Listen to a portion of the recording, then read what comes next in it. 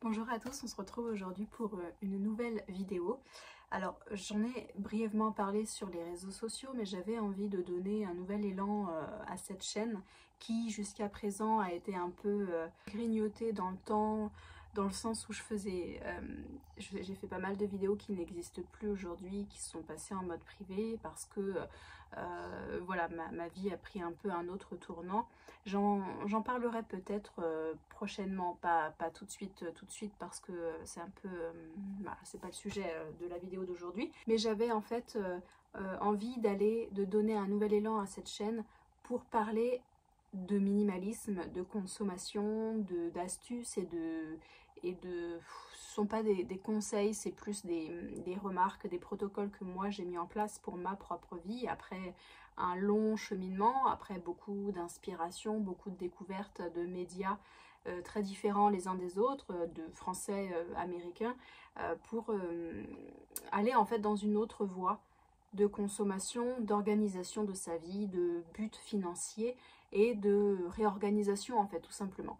Je sais qu'on est très nombreuses à être pris on est très nombreux à être pris dans les méandres des réseaux sociaux, moi la première.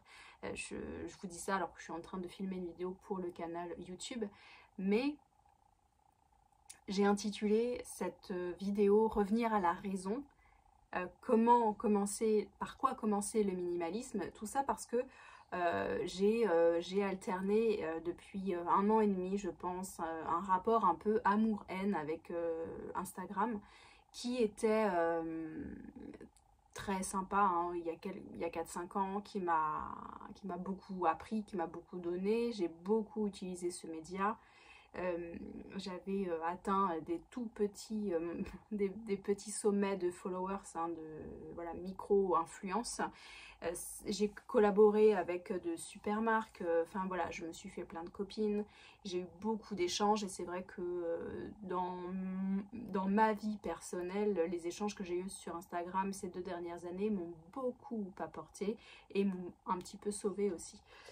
Voilà, donc ça c'est le côté positif d'Instagram, c'est de découvrir en fait des personnes qui partagent les mêmes centres d'intérêt que nous, des gens qu'on n'a pas forcément dans nos copains physiques réels ou nos proches, si on est passionné par la cuisine ou par les parfums ou par la mode et que voilà, on cherche de l'inspiration, on cherche à partager ses meilleures trouvailles, ses astuces. Donc ça, je trouve que c'est vraiment génial parce que c'est une ouverture sur le monde et au final, on vient y chercher ce qu'on a envie d'y trouver.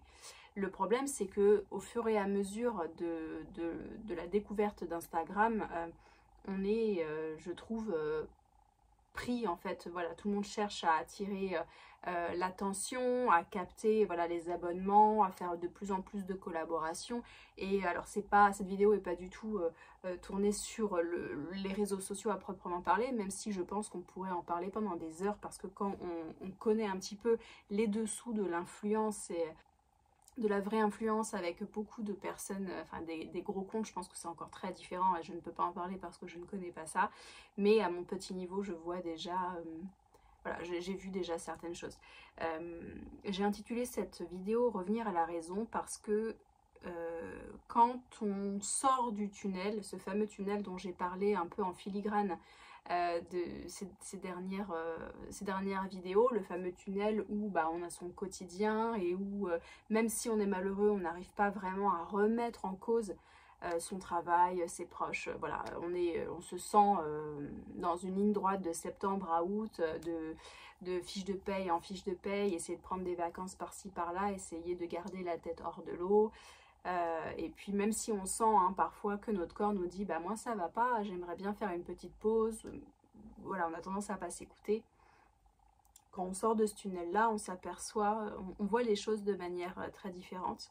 J'en ai déjà beaucoup parlé parce que il y a beaucoup d'effets négatifs, hein, je trouve aussi aux réseaux sociaux, il y a beaucoup de comparaisons, donc ne serait-ce que pour l'image de soi, c'est quelque chose qui peut être extrêmement toxique, même si on n'a pas forcément de complexes qui nous empêchent de vivre, hein, même je pense qu'on a toutes des complexes, mais le fait d'aller sur un réseau social comme Instagram, au bout d'un moment, ça va vraiment faire complexer parce que c'est quelque chose qu'on va revoir en boucle et on va commencer à y penser, et parfois notre cerveau est notre meilleur ennemi.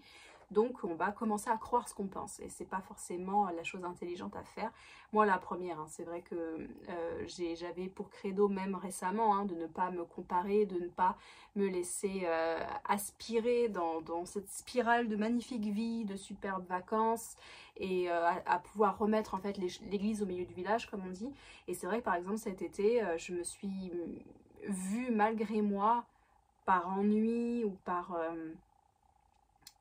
aspiration, à scroller vraiment sur Instagram, à voir toutes les vacances merveilleuses de beaucoup de personnes, du bleu azur, et je crois en fait, et au bout d'un moment ça a commencé à m'atteindre, et c'est là où je me suis dit attention parce que je me suis refaite avoir et en enchaînant en fait des périodes où on est beaucoup sur Instagram et d'autres périodes où on est beaucoup moins sur Instagram, on s'aperçoit à quel point on développe des névroses, on développe des complexes, on développe une envie qu'on n'a pas forcément en soi en fait à la base. Donc je trouve que, et c'est aussi fait pour, c'est maintenant devenu un objet, Instagram c'est devenu un moyen pour consommer, faire consommer. C'est aussi très difficile quand on est entrepreneur ou quand on a une société parce qu'on est obligé en fait d'être, enfin on est obligé, on n'est pas obligé du tout, mais c'est dans certains milieux qui collés au bien-être en fait, on est obligé d'avoir, enfin on se sent obligé d'avoir une page professionnelle et de communiquer dessus. Et même si on n'a pas envie d'être dans le consumérisme, bah, c'est comme ça aussi que ça fonctionne. Donc c'est un peu vicieux en fait parce que voilà, en fait vous avez compris un petit peu l'idée.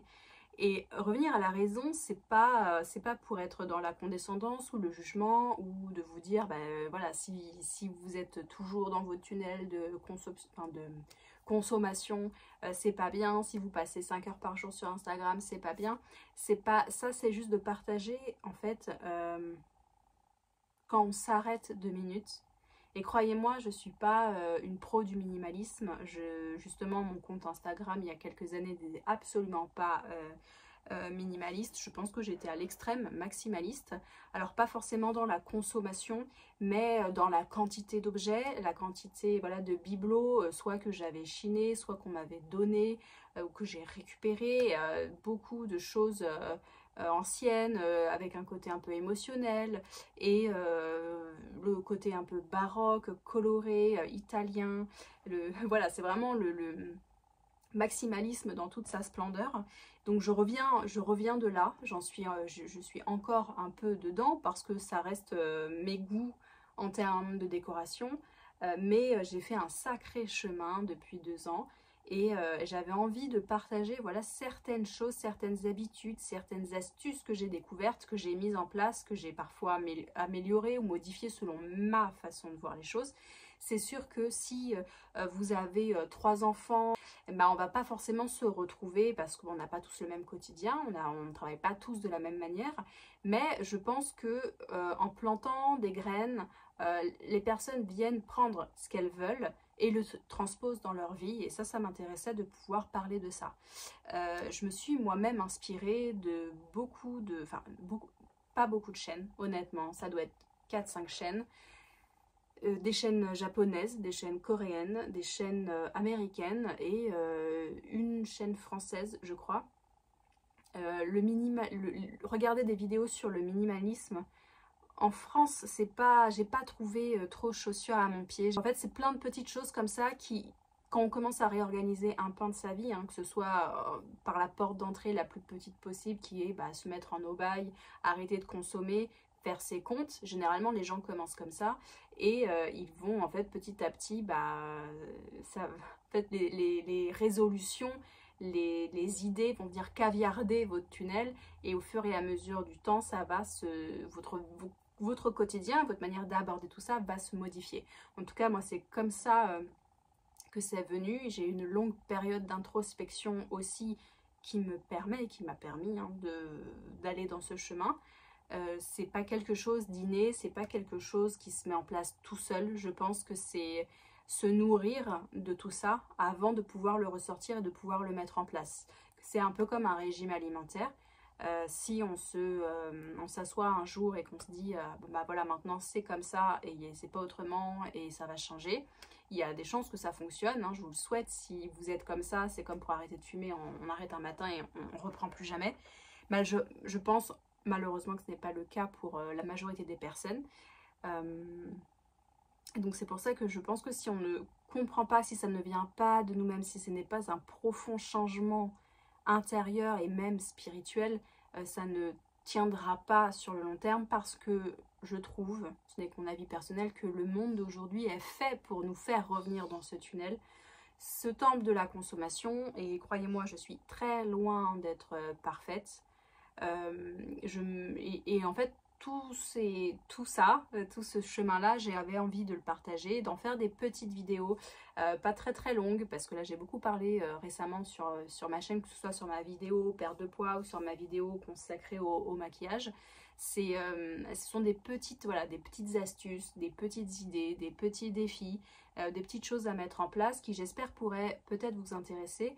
Si vous êtes comme moi dans une démarche un peu amour-haine avec les réseaux sociaux, et que d'un côté vous avez envie d'aller voir ce que font vos copines, vous inspirer pour la mode, et c'est très dur quand on est vraiment au balbutiement d'un changement, de se dire bah voilà, ça c'est la nouvelle tendance de cet automne, j'adore, mais je vais pas l'acheter, je vais essayer de le reproduire chez moi, voir avec ce que j'ai. Enfin voilà, c'est ce genre de choses où clairement on parle uniquement de matériel, donc on est vraiment dans la futilité.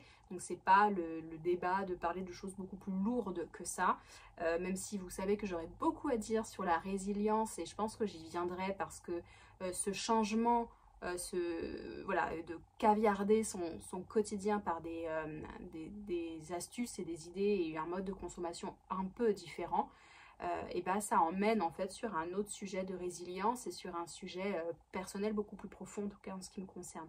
Donc j'espère que ça va vous intéresser. N'hésitez pas à me donner votre avis en commentaire, je suis là pour échanger aussi. Et on se retrouve très vite justement pour pouvoir aborder ça de manière beaucoup plus concrète et beaucoup plus pratique. Et puis en attendant, je vous dis à bientôt pour une nouvelle vidéo. Ciao!